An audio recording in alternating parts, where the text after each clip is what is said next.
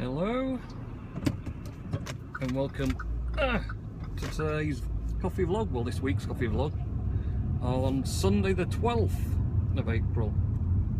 So it's gone out a bit longer than a week because of the bank holiday weekend, last weekend, which kind of put my work week out a bit, and then just never really got round to sorting it out until today, Sunday.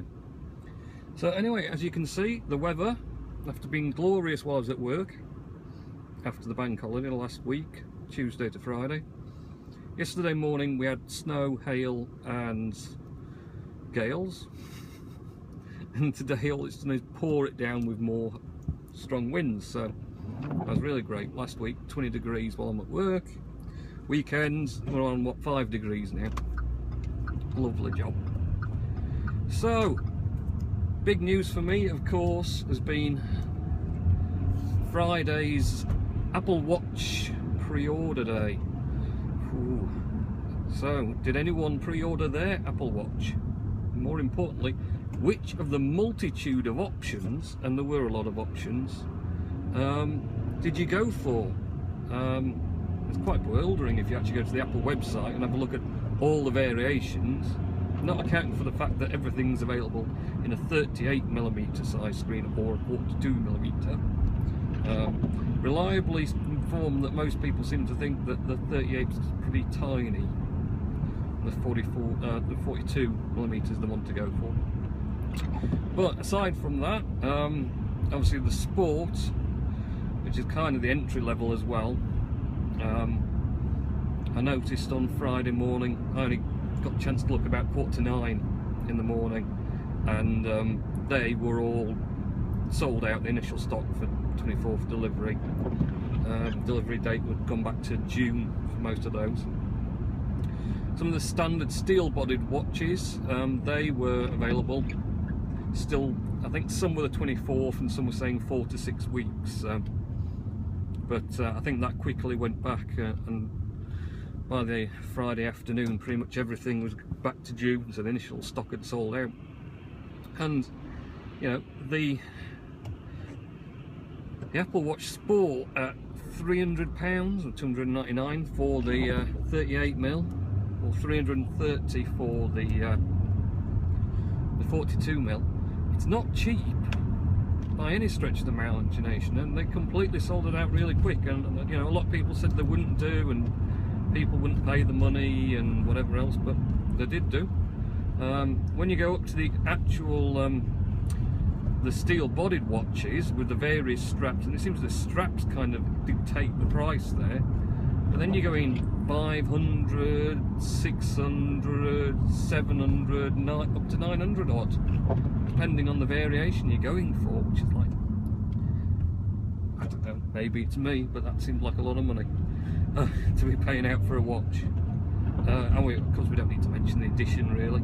That is stupid amounts of money, but they people still have the money to spend on it. If you've got it, you may as well spend it. So yeah, evidently, as far as people saying it wouldn't be a success, that wasn't true. It's been quite an emphatic success so far. As to what will happen in the future, well, will a lot of those units be going straight back again when people kind of realise it's not doing what they thought it would do? Or they just realise that they spent a stupid huge amount of money on a watch? One or the other. But we'll wait and see. There's a good video I watched from Sebastian, Tech Century on YouTube. There's a lot of technology related videos. A good channel to subscribe to. And he went on Friday to the Apple store, unrelated really, because he was going to actually go and buy one of the new MacBooks, but unfortunately it seems that they didn't have any MacBooks in Germany, new ones, on the day it's supposed to be sort of released and you could go and buy it. So not great news really. I'm not sure if it was the same around the rest of Europe or anything else, but anyway, besides that, so he didn't get to get one, but while he was there he took the opportunity to take some video footage and try out the Apple Watch in person. And yeah, actually seeing the displays in video format live and working as opposed to just seeing static pictures really did give you know, a better of idea of what it worked like and whatever else. I don't know, I got the impression that if you booked your slot to try it out, I don't know how much you could get into the actual watch's settings and play around with it, or if it just was running it like a demo loop. But it was quite interesting to see the actual sort of watch up live. I'm sure once the 24th comes and people start receiving their exciting purchases, then we'll see a lot of videos come out, and I know I'm going to be pretty excited to see what you know, what people actually think of it real world wise, how that battery matches up, will it be any good, and you know, what's it going to be like, just using it, notifications, that sort of things. Is it going to be worthwhile, or are you going to think, no, I shouldn't have spent the money on that really? It's a bit of a waste of time.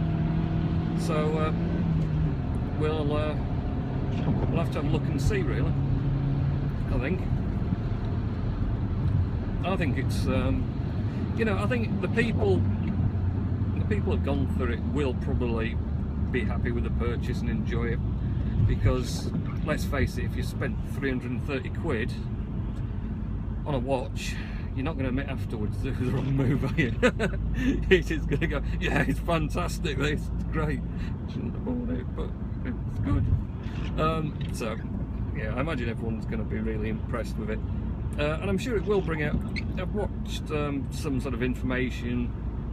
I watched on the Thursday night the Verge live stream, which Apple Watcher sort of tipped on Twitter, and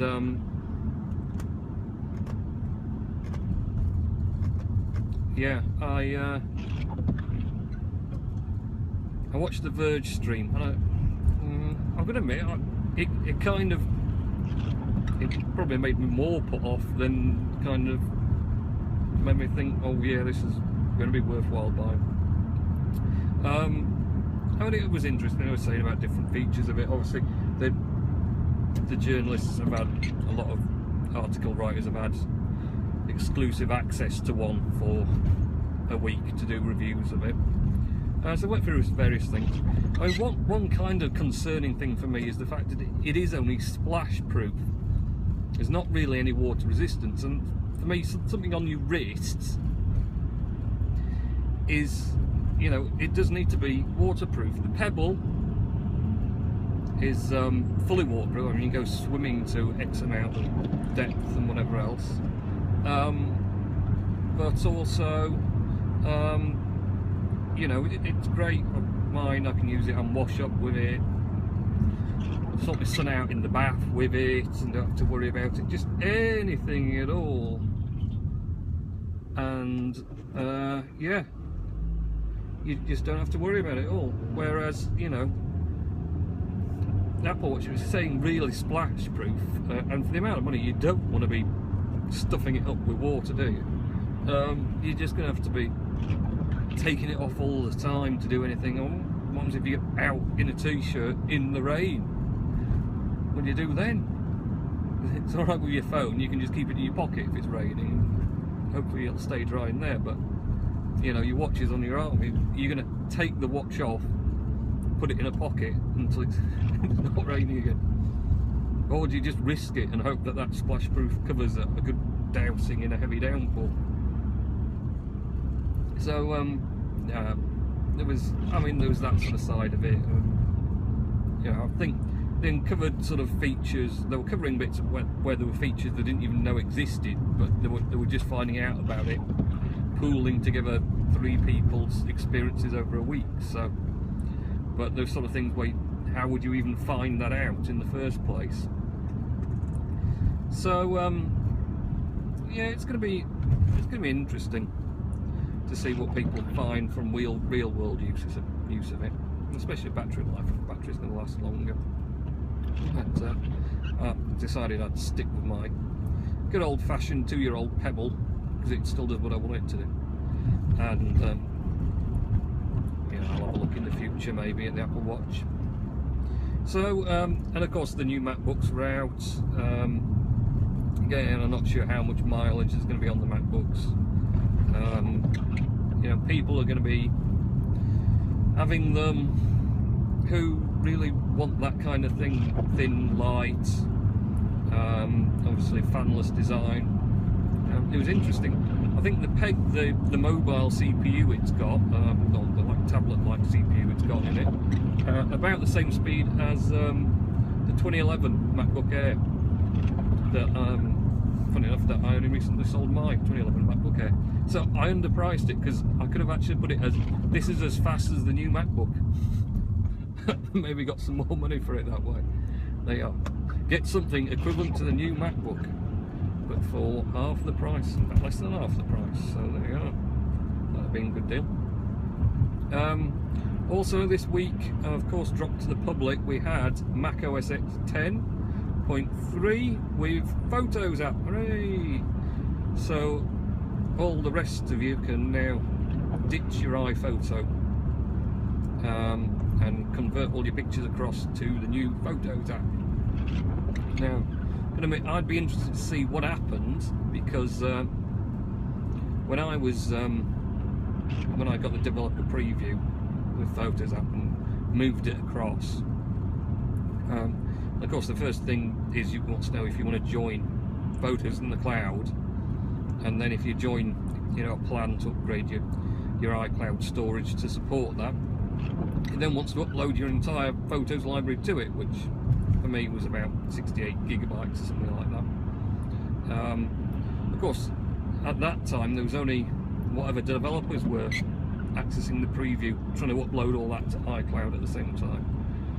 Quite what it's been like when everyone else who uses Macs has been trying to do it. I can't possibly, I mean, I know probably the program seemed to stagger how it did it anyway, and drip feed the images up, because it never seemed to use full bandwidth really.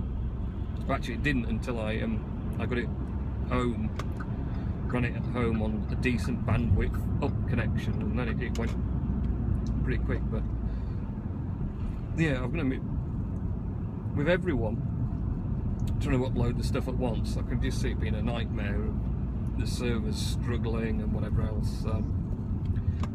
Be interesting to hear how people got on with that, whether it's uploaded, whether it's still trying to, whether it's got stuck. Mine did get stuck a few times pulling down pictures as well. You know, if I'd taken photos on my phone, it wanted to get them.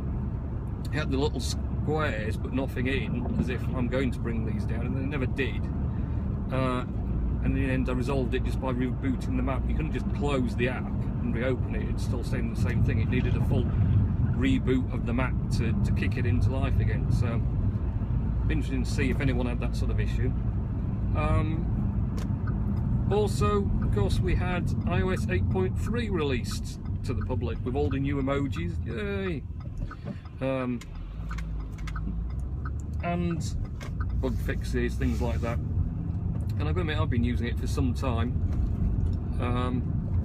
again on the beta builds, and it's been really good. I really like the battery life on the 6 Plus. It's realistically, I've struggled to get below 50% most of the time in a day, you know, using day 7 till 10, 11 at night, putting it back on charge again. Quite often I still have 70-odd% left, so really good battery life. Nice and stable, not really had too many crashes of apps in it. Everything seems to run nice and smooth. So I've still got both the release updates, even though I think I was on the final version of OS X and iOS anyway. So that wasn't so bad in the end. So I think that's going to be about it for me now, nearly home. So it's interesting to see what everyone else thought of the Apple Watch pre-order. Did you pre-order? Was the pre-order a debacle? As it tends to be, you know, it's supposed to start at 8 o'clock and then the servers are down and crashed, and you're like, oh, I want to order me stuff and it's not letting me on, and then you finally get on and you find out everyone else has pre-ordered it before you could. And you're like, oh. So it'd be interesting to see what that was like, how and if anyone's upgraded to OS X 10.3 or iOS 8.3. Have you done the updates, and what did you think of those, and anything else you've been up to? Okie doke, see you later.